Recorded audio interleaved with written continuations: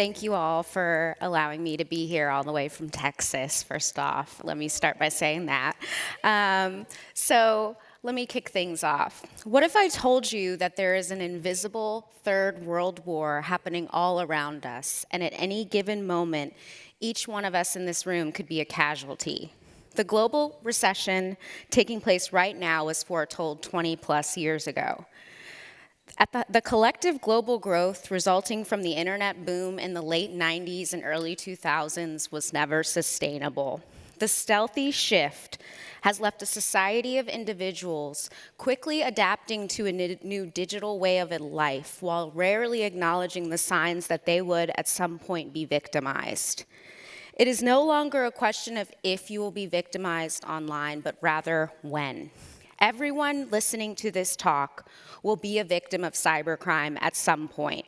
World War 3.0 is happening all around us, and yet many are unaware because this war looks very different from what we're used to. Previous wars were about natural resources. This war is about data. Think about it. Applying for a job, filing taxes, purchasing groceries. All of this happens online and requires the transfer of sensitive information. This is a story of how cybercrime hurts some more than others, and how, while making the internet essential for all, we only made it safe for some. In 2020, as the world adjusted to life in a pandemic, the double-edged sword of cyberspace became clearer than ever. On the one hand, the internet has provided a lifeline in challenging and uncertain times of lockdowns and social distancing, giving people the flexibility to work from home, enabling them to stay in touch with colleagues, friends, and family, and reducing disruption to businesses. On the other hand, this heightened connectivity between people, processes, and technology also serves as a collective Trojan horse for cybercriminals. New digital technology has made for a more global, open, and transparent world where access to information is, in theory, much easier to come by. However, this same openness has not caused new forms of crime with access to networks and free-for-all data, making digital forms of crime more frequent than ever. The internet breaks down barriers. Even thousands of miles can't prevent a hacker in Russia or Ukraine from breaching the database of a corporation in France or Canada. And yet, physical movement in the wake of this world war has had lasting impacts on how cyber criminals are operating. Fictional comic book character Harley Quinn once said, "People hate what they can't understand." I, for one, know what it feels like to be misunderstood. My name is Dr. Angel Durr, and I'm a data strategist and activist who happens to have been raised by an early-stage cyber criminal. I stand before you, among many other things, a minority, disabled, entrepreneur, female, professor, leader, consultant, TEDx speaker, and most importantly, I'm a cybercrime survivor. My mother was murdered in April 2021 after a lifetime of stints in federal prison. Her murder remains unsolved. By sharing my mother's story and my own personal connection to cybercrime, I hope to change the view of how we acknowledge cybercrime and share just one example of the rarely acknowledged human toll of internet-based crime. Cybercrime is the act of controlling people's data, both in private and public spheres, making these attacks incredibly dangerous to individuals and businesses alike. Being unable to access your data means you can't operate. In this way, cybercrime emphasizes how crucial and valuable data is today. It has replaced oil as the new black gold. Cybercriminals would not exist if data was not a valuable commodity. As of 2021, the annual GDP of cybercrime was $6 trillion US, making it the third largest GDP globally behind the United States and China.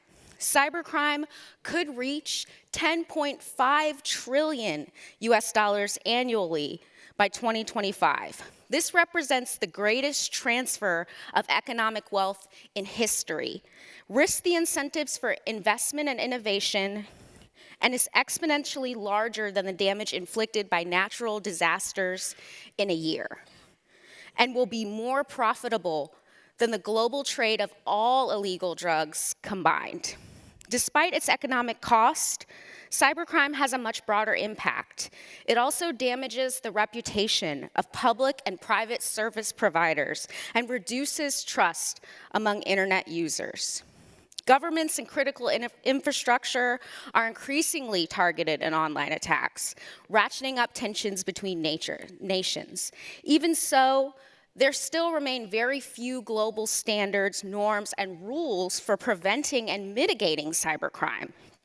It is estimated that hackers attack around 26,000 times a day. That means an attack happens on average about every 3 seconds. With that number in mind, there will be about 330 cyber attacks and an estimated $330 million in cybercrime damage during my speech alone. How do they get through our defenses? Well, they outright steal credentials or buy them for very little on the dark web. They also use phishing attacks and take advantage of our predictable behavior online. Regardless of the tactic, it is clear that cyber criminals exploit our vulnerabilities. In many ways, criminals are mimicking the rest of the tech bubble, as we are witnessing what the UN describes as cybercrime as a service, where organized gang leaders are more wealthy and powerful than ever before. Criminals use weapons and violence, but also money and bribes to buy elections, politicians, and power, including members of the military. Now let's turn to the victims. Minority groups and those from disadvantaged backgrounds bear a disproportionate burden when it comes to the impact of cybercrime. Therefore, it appears that underlying trends in cybercrime are mimicking the digital divide that we've already acknowledged. Additionally, women reported more instances of cyber attacks and revenge porn, as well as receiving more phishing or suspicious text messages from unknown numbers. Technical and policy mitigations to cybercrime challenges will never reach their full potential until systemic racism is addressed and diverse voices are reflected amongst our ranks at all levels. Additionally, there's a very unequal distribution of resources for those both directly and indirectly impacted by cybercrime, especially people like me who have seen how crimes online can easily transition into face-to-face encounters with motive and opportunity. The number of victims impacted by cybercrime is grossly underrepresented, as victims often fail to report being victimized for fear of ridicule or fear that police would just do nothing. It's estimated that only 10 to 12% of cybercrime victims come forward and ask for help. This means that the vast majority of cybercrimes go unreported and unacknowledged by the vast public. Far too little is being done for those brave enough to come forward and share their stories. In my personal experience alone over the past 2 years, since losing my own mother to gun violence, I can say that fear can corrode trust, even in people who might be trying to help. As a child, I too was victimized by what we now know as cybercrime. And I've talked to other cybercrime victims, and they experience the fear of this experience well into their late years. So there's clearly a long-term impact of these behaviors, even for those that were victimized before the internet is as much a part of our everyday lives as it is now. Cyber CPR is necessary. It's time for an urgent focus on everyday cybercrime victims. People everywhere, no matter their race, gender, ethnicity, etc., deserve to feel safe and private online. For us to reach the humanity behind cybercrime, we need much better data. on the direct and indirect costs associated with cybercrime. Different types of victims also need to be considered. My mother's homicide is one of what I suspect are thousands of people who've been impacted by cybercrime.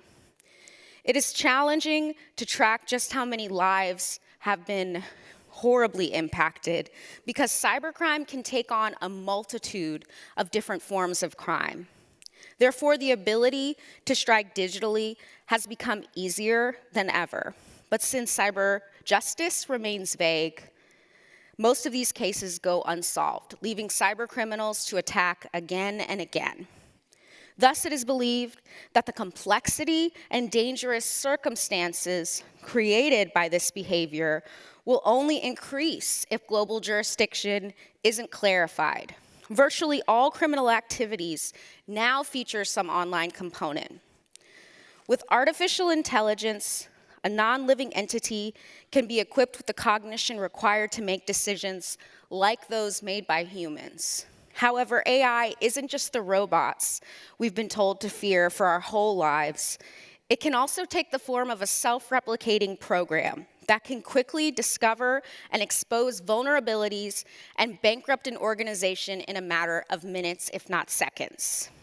With the help of AI-enabled technology, on the other hand, cybersecurity professionals can analyze patterns and detect billions of incidents around the clock at scale, making for continuous risk assessment. We're living in an age of crime without borders.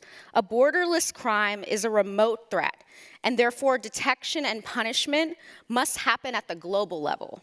There's a difference between countries that are unwilling to help in this fight and those who just don't have the resources. Cyber criminals tend to present themselves as more tech professionals. They're also likely to be greedy, goal-oriented, risk-takers, manipulative, persuasive, rule breakers, fearless, daring, overwhelmingly white and male, and they tend to be in their late 20s and early 30s. The biggest contributor beyond financial gain alone is simply revenge. Cyber criminals come from every corner of the world, but they're most prevalent in Russia and Ukraine. What is more concerning is that Russian and Ukrainian criminals have perpetrated some of the most heinous cybercrimes in history. My adopted Black and autistic mom doesn't fit these demographics very well.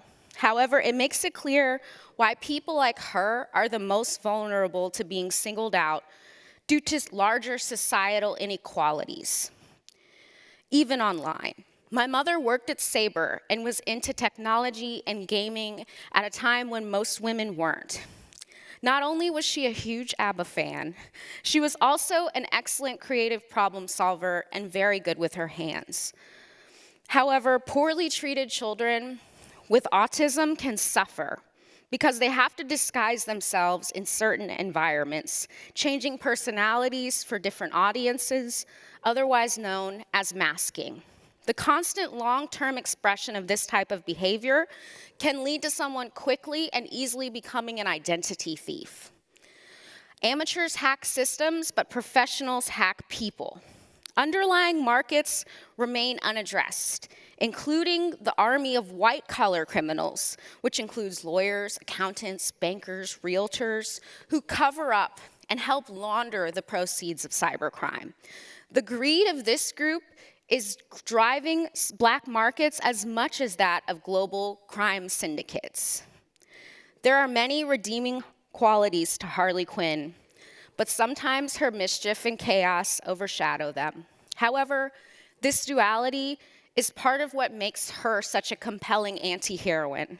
I can't say that is far from my own reality as a first-generation college student and fellow PhD, who has a history that includes a deepfake appearance on reality TV. At the same time, I have a mother who, after serving time in prison for cybercrime aimed primarily at exploiting men, was herself the victim of one last crime. Only this time it happened to be homicide. Despite her criminal activities, she was just a mom to me. It's impossible to know someone's past, just by looking at their present. While comic books are often considered fiction, when societal conditions mimic those we read about in comic books, it's easy to see how real people such as myself can be affected. When disabilities are weaponized to keep people trapped as victims, the ability to utilize what are in some ways superior abilities is crucial. It's no secret that comic books accurately predicted all those years ago that different abilities, such as autism, can be superpowers when they're channeled for good. But these same societal distinctions can also lead to someone becoming a supervillain if they are perceived by modern society as a threat. After feeling victimized by larger systems of oppressive power, my mother chose a life of crime. Our ancestors had already predetermined two drastically different directions. So I feel like my mother felt like she had no choice but to choose between the two paths that were laid before her. My mother's lineage includes ties to the Sicilian mob, but it also includes ties to Dr. Arthur Miller, the first African-American graduate student in mathematics, who went on to pursue both law and medicine as well before joining the US Navy and becoming the first dean of Howard University. It was popular superhero Iron Man who's taught us that heroes are made by the path they choose, not the powers they are graced with. Data silos must be broken up to minimize the risks associated with data that is not centralized and standardized in a compliance-ready format. Additionally, the silos of individuals currently leading the fight against cybercrime need to be broken down. Through diversity and inclusion, solutions can be created with a range of perspectives, experiences, and knowledge. A lack of diversity of people, i.e. a workforce that includes people of various genders, races, physical and mental abilities, sexual orientations, etc., makes organizations even more vulnerable. Studies have proven time and time again that homogenized workforces increase the likelihood of mistakes. It also means that people are more likely to copy poor decisions within a team. If we don't have concrete plans and incentives to change whom we hire and how we adapt to problems or find solutions, we are setting ourselves up to fail in the fight against cybercrime. In the US alone, it's estimated that cybercrime security jobs will grow 33% from 2020 to 2030, more than 6 times the national average. However, there's a global shortage of 2.72 million of cybersecurity professionals. That means less than 68% of the available jobs globally in cybersecurity are filled, with the highest concentration of US-based jobs in DC, Washington, DC, and globally in Singapore. Additionally, there's been an estimated greater than 350% growth in open cybersecurity roles since 2013. Cybercrime occurrences are growing by the day, so the number of job openings is only going to increase from here. That means all of you could find an opportunity. Additionally, there is a growing need to create an autonomous field of cyber law to handle the offensive conducts demanded to offer solution to ransomware in this new reality. When governments argue for security, they often focus on criminalizing and monitoring online behavior through oppressive cybercrime laws that increase state surveillance instead of addressing the root problem, that is insecure systems.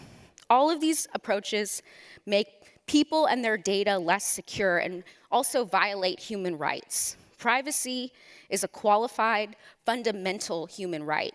The UN voted to set up a cybercrime treaty in 2019.